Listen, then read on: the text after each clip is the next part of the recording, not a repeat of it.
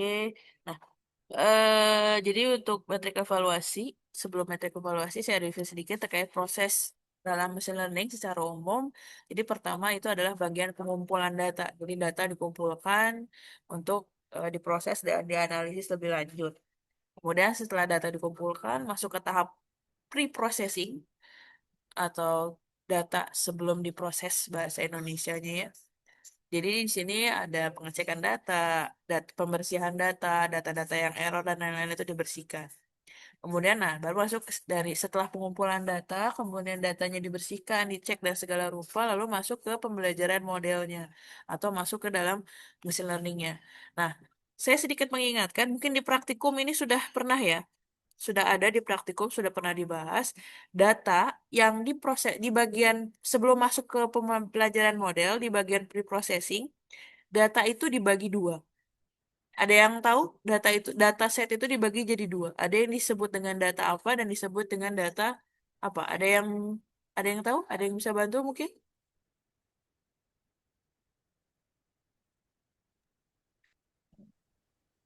Apa Ji?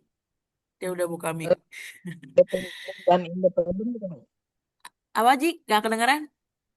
Data dependen dan independen Oke, nah, itu kan. katanya data dependen dan data independen atau bahasa saya itu dibagi dua data tuh ya. Jadi dataset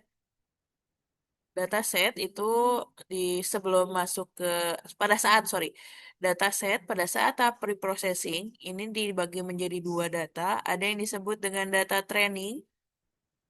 Ada ini pernah tes praktikum, pernah dengar nggak?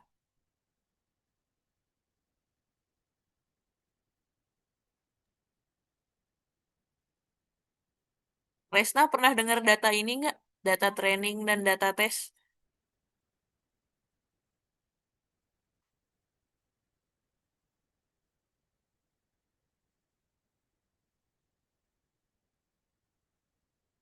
Nggak ada. Resna nggak ada. Oke, saya minta tolong coba Sidik. Sidik bisa bantu saya Sidik? Ada Bu? Ya, training sama tes ini waktu praktikum ada nggak? Eh, ada kok nggak salah. Ah, ada, jangan kalau nggak salah ada ya. Nah, Ada Bu. data training sama data tes banyakan mana? Data training. Data training. Waktu praktikum data training di set berapa persen dari data set?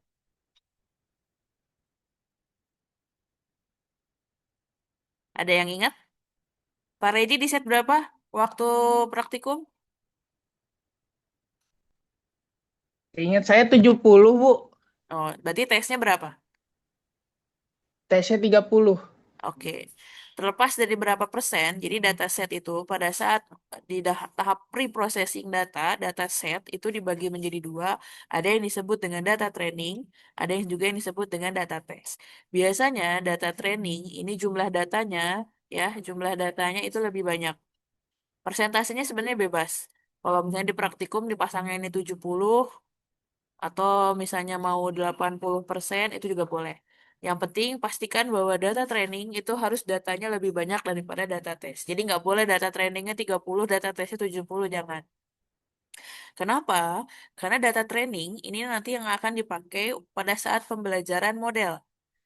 Jadi untuk meng-training atau agar mesin learningnya bisa belajar datanya itu pakainya data training. Jadi nggak satu data set yang disebut. Jadi yang dipakai hanya data trainingnya saja. Makanya kan kalau kita makin banyak datanya, maka kan kita bisa melatih atau apa bisa berlatih lebih banyak atau lebih sering. Otomatis kalau datanya makin banyak, maka biasanya hasil evaluasi algoritmanya itu jauh lebih baik, gitu. Makanya harapannya training jauh lebih banyak datanya. Nah, bagaimana dengan data tes? Data tes ini biasanya dipakai untuk menguji model, bukan evaluasi ya, tapi ya mengevaluasi juga, tapi maksudnya menguji model. Jadi model yang sudah dilatih tadi, tentunya dia sudah tercipta konsep di dalam modelnya, kemudian nanti dites. Berarti gitu ya, kayak teman-teman latihan, kemudian dites di akhir. Harap apa seperti apa hasil prediksinya semacam itu. Jadi data tes ini hanya dipakai untuk jadi teman-teman bisa lihat di list program yang praktikum kemarin ya ada tes itu data tes itu dipakai untuk menghasilkan hasil prediksinya. atau untuk apa ya, mengetes atau mengetahui model yang dibuat ini apakah sudah berhasil atau belum. Kira-kira gitu. Nanti baru dievaluasi. Nah, hasil pengetesan, hasil pengujian yang dilakukan dengan data tes ini, inilah yang nanti masuk ke tahap atau dievaluasi, ya, atau dievaluasi. Nah, dievaluasi ini masuk pada tahap sini. Nah, terkait evaluasi, nah evaluasi itu metrik evaluasi sebenarnya banyak. Ada metrik evaluasi. Nah, ini ya, metrik evaluasi itu secara umum ya, metrik evaluasi itu dibagi dua, ya. Metrik evaluasi, matriks ya, matriks evaluasi itu secara umum dibagi dua. Ada yang disebut dengan matriks evaluasi untuk algoritma regresi atau pengujian regresi. Yang satu lagi adalah metrik evaluasi klasifikasi. Nah, yang termasuk dalam matriks evaluasi regresi itu seperti apa? Matriks evaluasi yang termasuk dalam model yang regresi itu adalah yang ini. Ya, saya udah pernah bahas kan ya di pertemuan yang awal. Jadi mean square, root mean square error, MAE, MAPE, dan R square ini adalah matriks evaluasi untuk jenis algoritma regresi.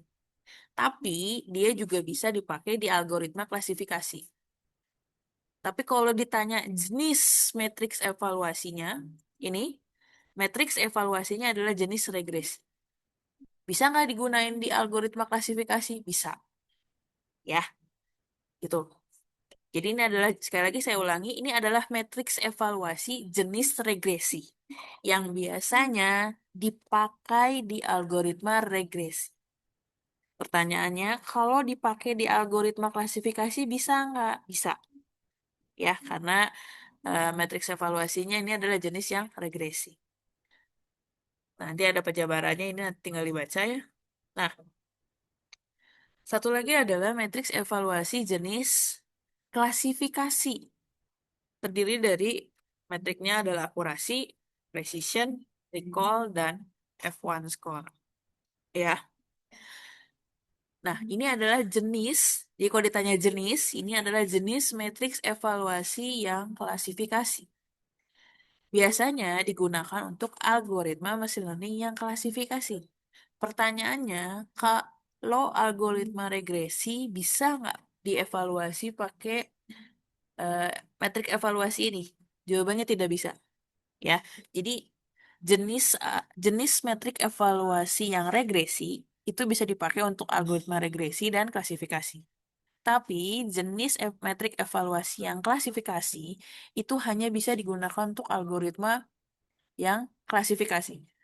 Kalau teman-teman cek di praktikum kemarin, itu kalau yang bagian regresi, teman-teman hanya mengukur eh, yang tadi ya, RMSE, MSE, MAE, dan lain-lain. Kalau di klasifikasi, teman-teman ada mengukur akurasi, precision, dan recall, dan F1 score. Jadi selain menghitung tadi RMSE dan lain-lain, teman-teman juga menghitung nilai akurasi, precision, recall, dan F1 score tadi di algoritma yang eh apa klasifikasi. Jadi yang kalau algoritmanya klasifikasi, metrik evaluasinya jauh lebih lengkap, lebih banyak. Tapi kalau algoritmanya yang regresi itu hanya terbatas pada jenis metrik evaluasi yang regresi. Seperti itu ya. Nah, ini perhitungannya. Nah, di sini ada istilah yang disebut dengan true positif, ada false positif. Ini sebenarnya apa sih? Nah, kalau teman-teman mungkin bingung, waktu praktikum kemarin teman-teman ada menghitung atau menampilkan confusion metric nggak? Coba Fajar, ada nggak waktu praktikum Jar?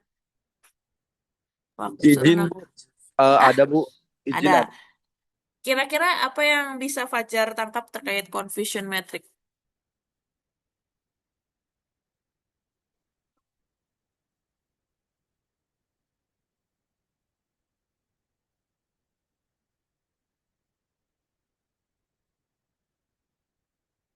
Izin Bu, boleh diulang Bu? Jadi dari hasil confusion metric yang kemarin didapat pada saat praktikum, jadi menurut Fajar confusion metric itu apa gitu?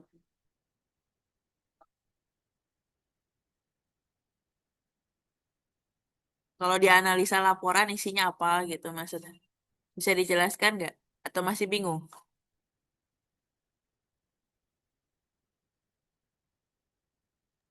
Sebenarnya sih untuk terkait conversion metric itu aku bingung ya Bu, soalnya di dalam praktikum tuh aku masih apa dari hasilnya tuh masih kebalik Bu.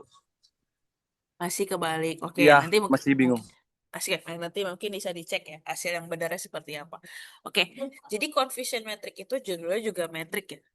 Ya, metrik yang bingung, jadi bikin bingung kalau kata Fajar mungkin gitu ya. Nah, confusion metric ini sebenarnya bisa dipakai untuk berbagai jenis algoritma machine learning. Jadi tidak terpatok pada supervised learning. Hanya kebetulan memang algoritma yang diuji cobakan di kita itu terbatas pada supervised learning. Tapi kalau ternyata ternyata teman-teman mau pakai confusion metric sebagai evaluasi untuk algoritma yang lain, mau deep learning, mau reinforced learning, mau generatif AI atau apapun itu bisa dipakai confusion metric itu. Jadi confusion metric itu biasanya disebut dengan error metric. Bentuknya seperti metrik, tabel metrik. Ya, bentuknya memang seperti tabel metrik. Teman-teman sudah pernah lihat metrik ya? Kalau matematika tuh metrik kan gini ya. Misalnya ini satu, ini dua, ini tiga, ini empat. Ini metrik dua kali dua. Kalau metriknya tiga kali tiga, ini satu, ini dua, ini tiga, ini empat, lima, enam, tujuh, delapan, sembilan. Ini adalah metrik. Metrik tiga kali tiga. Nah, biasanya confusion metrik itu metrik yang ukurannya hanya dua kali dua. Dan dia isinya adalah memberikan informasi perbandingan terkait hasil klasifikasi. Nah, jadi sekali lagi confusion metrik ini termasuk salah satu jenis metrik evaluasi yang jenis klasifikasi, ya. Jadi hanya bisa dipakai untuk algoritma klasifikasi yang berbau klasifikasi ya. Jadi kalau yang regresi kan juga terbatas ya sedikit ya. Jadi sebenarnya nggak terlalu ini ya. Itu.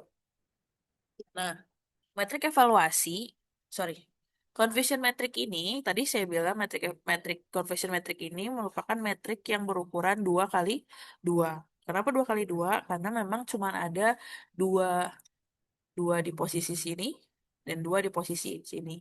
Jadi dua kali dua, empat. Jadi total ada empat angkanya. Istilahnya itu kalau yang sebelah sini, ini disebut dengan true positif. Jadi hasilnya positif, hasil sebenarnya misalnya eh, positif, maka prediksinya juga positif. Jadi sesuai, sama gitu antara hasil eh, sebenarnya dengan hasil prediksi itu sama. Itu yang dimaksud dengan true positif. Jadi hasil antara yang sebenarnya dengan yang prediksi sama. Jadi maksudnya kalau misalnya teman-teman mendeteksi apakah hewan itu kucing, anjing, atau kuda misalnya, ya, kucing, anjing, atau kuda. Nah, dari data, misalnya datanya adalah data gambar kucing. Setelah diprediksi, ternyata benar gambar kucing. Hasil prediksinya ya. Soalnya hasil prediksinya juga kucing. Berarti antara data sebenarnya dan data yang diprediksi itu sama. Nah, itu disebut dengan true positif. Makanya kalau yang bagus ya, yang bagus itu true positif itu angkanya besar. Jadi kalau di confusion metric itu angka true positif itu besar. Ya, itu. Itu true positif. Nah, kalau misalnya false positif itu jadi data sebenarnya kucing, tapi dia prediksi jadi anjing. Jadi eh salah prediksi semacam itu. Ya. Jadi misalnya di sini ada dua data ya. Ya, oke, ya, saya kasih contoh. Jadi ini punya dua data. Misalnya datanya adalah kucing dan anjing misalnya ya. Oke, kucing dan anjing.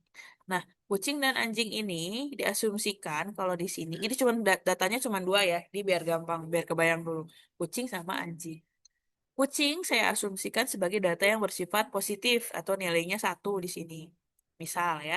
Kemudian data yang negatif, ini negatif tuh maksudnya bukan nilainya negatif, bukan, tapi data lainnya kira-kira gitu. Jadi kalau ada dua, yang satu kucing, yang satu anjing. Kan kayak biner kan ada nol, ada satu. Ada positif, ada negatif. Ada baik, ada benar. Ada salah, sorry kayak gitu ya. Nah, si anjing ini saya asumsikan sebagai data yang bersifat nol atau negatif. Jadi, misal data yang positif, datanya, data sebenarnya, gambarnya adalah gambar kucing. Setelah diprediksi, seharusnya gambarnya kucingan, dideteksinya, oh kucing gitu. Nah, kalau setelah diprediksi data hasil deteksinya adalah kucing, berarti kan positif sama positif, kucing dan kucingnya. Nah, itu masuk dalam kategori true positif. Ya. Nah, tapi kalau ternyata gambar kucing yang dimasukin tapi yang terbacanya atau yang terprediksinya malah anjing, nah berarti kan jadi positif dan negatif. Nggak nyambung ya. Harusnya kan kucing-kucing kayak gitu. Nah, jadi masuk dalam kategori false positif. Nah, ini yang sama sekali tidak diharapkan. Nah, sekarang case yang satu lagi, kalau prediksi value-nya misalnya adalah anjing. Jadi data anjing, oh, ini aktual ya, kebalik ya. Aktual. Aktualnya misalnya datanya anjing. Ya, nol tuh anjing ya. Data aktualnya anjing. Nah, setelah diprediksi, harusnya terbacanya anjing lagi kan. Nah, jadi negatif dan negatif itu makanya harus ada di sini hasilnya itu juga besar. Tapi kalau ternyata data yang diinput adalah anjing lalu yang keluarnya adalah kucing, nah itu juga masuk dalam kategori yang negatif gitu. Jadi ngebaca confusion metric itu baik atau benar, sorry, baik, bagaimana membaca confusion metric untuk bisa tahu bahwa model algoritma yang kita pakai itu benar? Biasanya nilai di true positif sama di true negatif itu besar nilainya. Bahkan nilai di true positif itu biasanya jauh lebih besar dibandingkan dengan true negatif. Gitu. Jadi coba lihat hasil praktikumnya teman-teman. Nah, saya nggak tahu ya hasil praktikumnya teman-teman seperti apa. Tapi harusnya kalau suatu model itu dikatakan baik dalam mengolah data tersebut, posisi metrik yang angkanya besar itu adalah yang di bagian true positif dan di true negatif. Harus seperti itu. Nanti saya kasih lihat contohnya ya. Nah, si true positif, nah ini ada penjelasannya nanti bisa dibaca. Jadi intinya si false yang depannya false, false itu kan salah ya. Nah, berarti dia tuh mengalami error atau salah. Tapi kalau yang depannya true, ini adalah hasil yang benar kira-kira untuk data yang positif dan untuk data yang negatif. Gitu ya. Ini penjelasannya. Nah, dari true positif, true negatif, false positif, dan false negatif, itu kita bisa menghitung tadi matriks evaluasi yang ini. Akurasi, precision, recall, dan F1 score tadi. Jadi, selain ini bisa kita hitung apa ya menggunakan programming Python, ini juga bisa kita hitung dengan menggunakan data confusion metric tadi. Dari data metrik ini, kita sudah tahu mana nilai TP, mana nilai FP, mana nilai FN, mana nilai TN. Setelah tahu, kita bisa menghitung nilai akurasi, precision, dan recall. Tiga itu karena terpengaruh dari itu. Nah, beda dengan F1 score. Kalau F1 score itu bisa dihitung berdasarkan nilai recall dan precision. Ya, khusus untuk akurasi, precision, dan recall itu menggunakan data yang TP, TN, FN, dan VN ini. Kira-kira seperti itu. Ya, nih. Dari bentuk seperti ini akurasi menggambarkan seberapa akurat model dapat mengklasifikasi dengan benar. Jadi maksudnya masuk klasifikasi mana? Nah, cara menghitungnya adalah true positif ditambah true negatif. Nah, ini kan dijumlahin ya, karena nilai yang benarnya ibaratnya gitu. Kemudian dibagi dengan jumlah data total, kira-kira gitu. Nah, kalau precision itu hanya menghitung yang true positifnya saja, di mana true positif itu dibagi dengan true positif ditambah dengan yang false positif. Jadi hanya dihitung dari sisi yang ininya saja. Itu kalau precision. Jadi kalau akurasi semua data, kalau precision hanya data yang positif gitu ya. Kalau yang recall itu menghitungnya sama, datanya true positif, tapi dia di posisi yang untuk menghitung nilai ini apa namanya prediksi ya, prediksinya seperti apa gitu ya. Nah, saya nggak tahu dari hasil praktikumnya teman-teman. Tadi misalnya Fajar bilang masih bingung dan salah. Ternyata memang salah, Jar, hasilnya.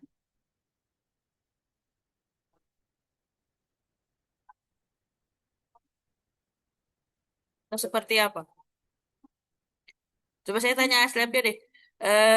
Hasil laporan praktikumnya sudah dicek belum Fahrezi, Haikal, Jamal?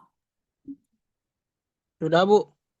Nah, dari confusion metricnya kira-kira eh, hasilnya seperti apa?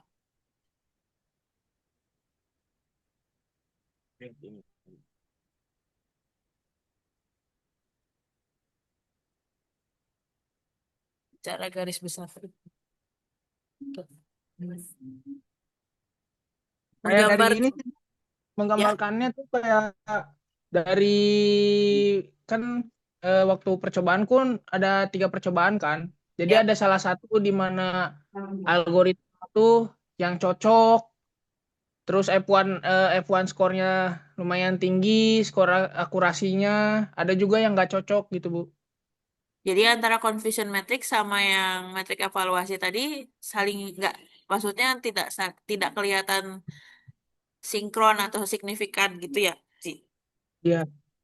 Oke, nanti mungkin bisa dianalisa lagi sama teman-teman ya. Itu eh, terkait praktikum itu arahnya seperti apa dan bagaimana. Jadi praktikum itu sebenarnya arahnya adalah untuk mengenalkan teman-teman terkait program Python menggunakan Google Colab khususnya untuk mengenal algoritma machine learning. Jadi ada tahapan-tahapannya, mulai dari pengumpulan data tuh input data ya. Ada yang apa ininya pd.read, nah apa misalnya filenya. Kemudian setelah dibaca lalu diprocessing. Processing tadi adalah membagi data menjadi dua. Ada yang bagian training, ada yang bagian tes. Itu berapa persen. Settingannya seperti itu. Kemudian setelah dibagi dua data training dan data tes, lalu selanjutnya data training masuk ke algoritma machine learningnya untuk dilatih. Nah, di situ ada sintak yang memanggil eh apa tuh? Memanggil si algoritmanya gitu ya. Nanti silahkan dipelajari juga terkait laporan praktikumnya yang baik itu seperti apa dan bagaimana. Mungkin nanti bisa diskusi juga dengan Asep. Karena dari UAS ada mungkin sekitar 5 6 soal yang ada sedikit eh, ngambil dari praktikumnya. Jadi misalnya kayak sintak program untuk mengambil data itu apa. Kemudian dari pembagian data training dan data tes itu sintaknya apa. Kemudian kalau sintak seperti ini menunjukkan data trainingnya berapa persen, data tesnya berapa persen. Kemudian sintak untuk memanggil algoritma, misalnya random forest yang regresi. Jadi random forest regresor misalnya ya, misal. Tapi itu saya sesuaikan dengan praktikum yang kemarin teman-teman coba. Itu ya. Jadi nanti silakan dipelajari laporan praktikumnya. Kalau masih ada sisa waktu, eh masih ada asistensi Ji atau sudah selesai yang praktikum TTI 2 ini? Kalau ini sudah, Bu, sudah asistensi sudah Asistensi. dikumpulin juga. Oh ya udah. Ya udah nanti silakan teman-teman diskusi saja kalau memang butuh asistensi dan lain-lain. Kira-kira seperti itu ya.